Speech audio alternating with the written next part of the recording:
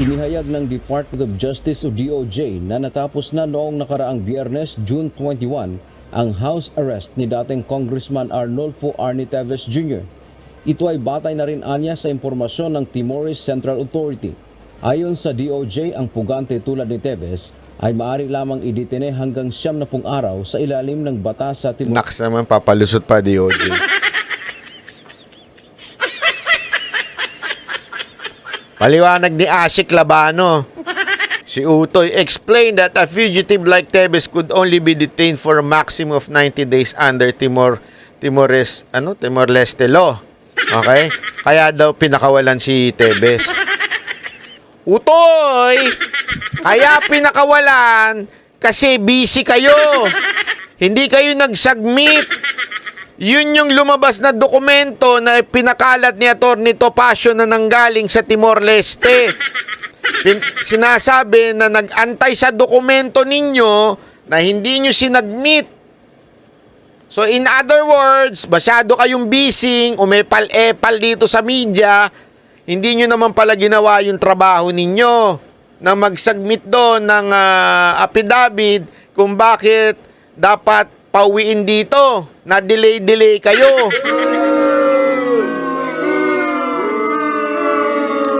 Ibig sabihin, may kapabayaan kayo kaya nakalaya tuloy si Congressman Teves. Sasabihin mo pa dahil 90 days under Timor. Kung meron kayong sapat na ginawa, di sana hindi nakalabas. Kasalanan nyo rin. Kasi nga utoy ka eh. Alam mo utoy, maganda sa'yo. Mag-aral ka sa sa Harvard Topacio Law University. Hindi, sa totoo lang. Kasi kawawa ka, parang mag-isa ka na lang ata sa DOJ. Di ba parang, asan na ba yung boss mo? Hindi, ako asan na ba yung boss mo? Kasi kawawa ka, ikaw lagi napapagsabihan ngayon dahil nga sablay-sablay kayo, ikaw tuloy ngayon ang humaharap sa mga kapalpakan dyan sa DOJ.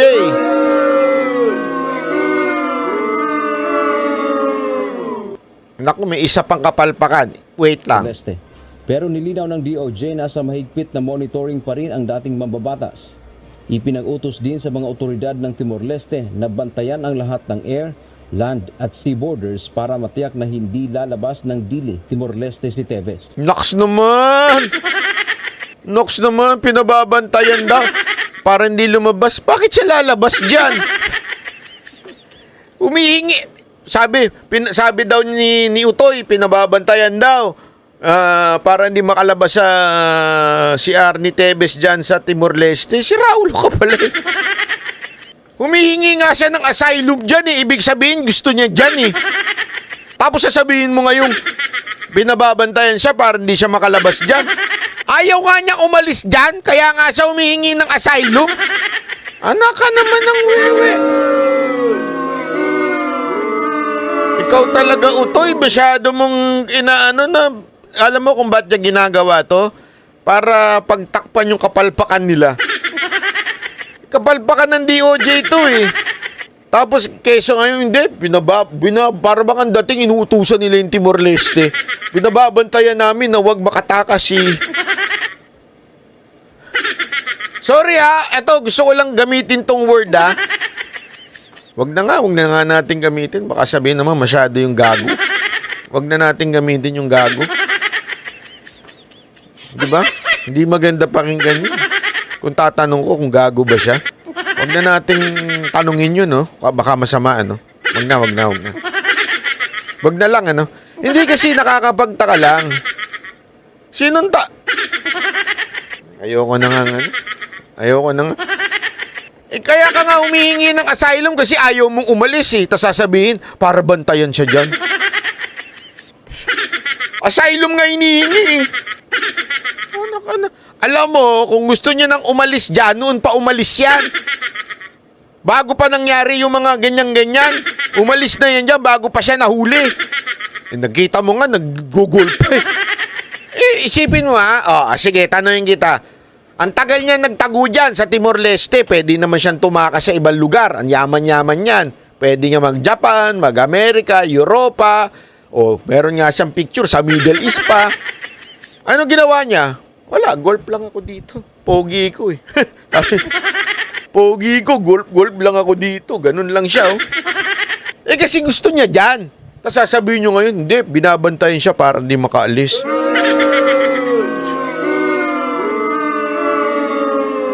Naubos yung utak kaka-eyeliner. Grabe ka naman, Diego Latigo. Grabe yung komento mo, ha? Sinong nag-eyeliner? Ha? Wag ganyan. Wag ganun, ha? Samaya, mga ganyan mong birada. Grabe. Dagdag pa ni DOJ spokesperson Assistant Secretary Miko Clavano, istriktong hindi pahihintulutan na lalabas ng Timor-Leste ang dating mambabatas hanggat walang pinal na desisyon sa extradition nito. Samantala sa isang pahayag, kinumpirma rin ng abogado ni Teves Jr. na si Attorney Ferdinand Topacio na pinalaya nga ang kanyang kliyente mula sa pagkaka-house arrest. Ayon kay Topacio, kabilang sa kondisyon ni Teves sa kanyang paglaya ay ang regular na pagre-report sa isang opisyal ng korte at tiniyak na hindi aalis ng Timor-Leste habang nakabinbin ang kanyang extradition case. Sabi nito, tama, isa pa yan. Paano lalabas ng Timor-Leste? Kinancel nyo nga yung passport. Hindi, kasi pwede naman bumili ng passport ng iba.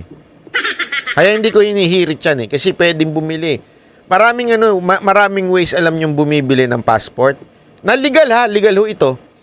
May mga may mga bansa na parang bibili ka lang ng property o di kaya magi-invest ka lang tapos bibigyan ka na ng passport nila. Parang magiging citizen ka nila. O ganun. May mga ganun So, pwede pa rin talagang mag-travel. Kaya lang, ayaw niya nga mag-travel. Kasi nga, gusto niya nga dyan.